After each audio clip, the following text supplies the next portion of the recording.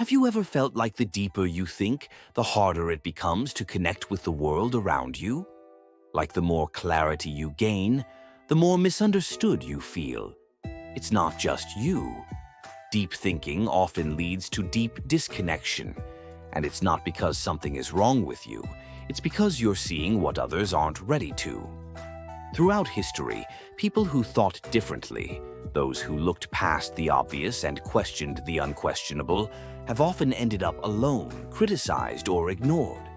Not because they were wrong, but because their ideas arrived before the world was ready to hear them. Why is it that intelligence, more than physical strength or material success, tends to isolate people? The answer lies in how we interpret different forms of superiority. If you meet someone with an impressive physique, you might admire them. You don't feel personally threatened. If someone drives a luxury car or lives in a mansion, maybe you envy them. But you don't question your own worth. But when you're in the presence of someone who sees through illusions, who questions the beliefs you've built your life on, it's not admiration that arises, it's discomfort. This isn't always conscious. Psychologists refer to it as cognitive dissonance. When we're exposed to truths that contradict our worldview, our brains go into defense mode. We don't change our minds, we reject the messenger. This is what makes deep thinking so difficult in social settings. It doesn't just challenge ideas, it challenges identities. Unlike wealth or beauty, intelligence strikes closer to the core. Our thoughts are who we are, so when someone questions those thoughts, it feels like an attack on our sense of self. This is why, so often, deep thinkers are left out of conversations, laughed off as too intense, or told to lighten up. Not because their ideas are wrong, but because they shine too bright in a room designed for dimmer bulbs. And here's where it gets even more interesting. Our ancestors evolved in close-knit groups, where survival depended on cohesion, not insight. Fitting in meant safety. Standing out could get you cast out. So our brains developed a bias for social harmony over truth. Even today, that evolutionary wiring persists.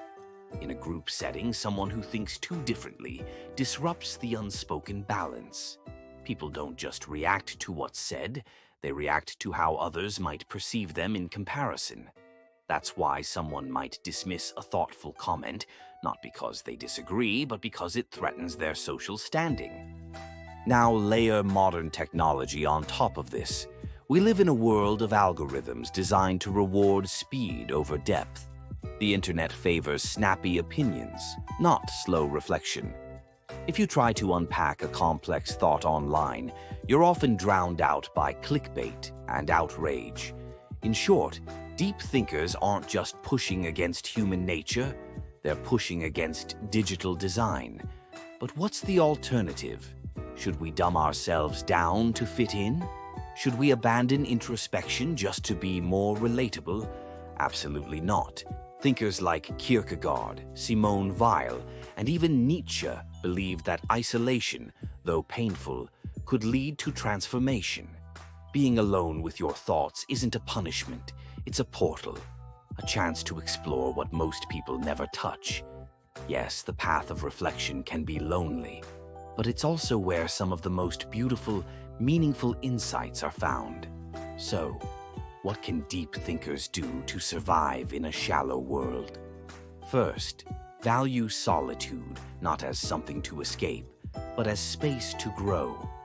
Most people fear being alone because they fear meeting their own minds. But for you, solitude is a sanctuary. Second, find your tribe, even if it's small. Whether through books, online communities, or rare conversations, there are others like you out there. You're not the only one asking deeper questions. You're just one of the few brave enough to voice them. And third, be strategic. Not every idea needs to be shared. Not every moment is meant for depth. Learn when to speak and when to observe. Sometimes silence speaks louder than wisdom. The world may not reward deep thinking, but that doesn't mean it's worthless.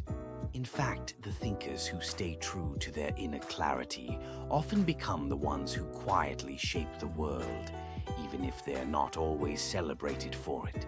So, if you feel out of place in a world obsessed with image, distraction, and noise, maybe it's because you're tuned into something deeper. And while that may set you apart, it also sets you free. Outro, call to action. If this message resonated with you, you're not alone. Subscribe for more philosophy that challenges the surface and dives beneath it. And drop a comment. What's your experience as a deep thinker in today's world?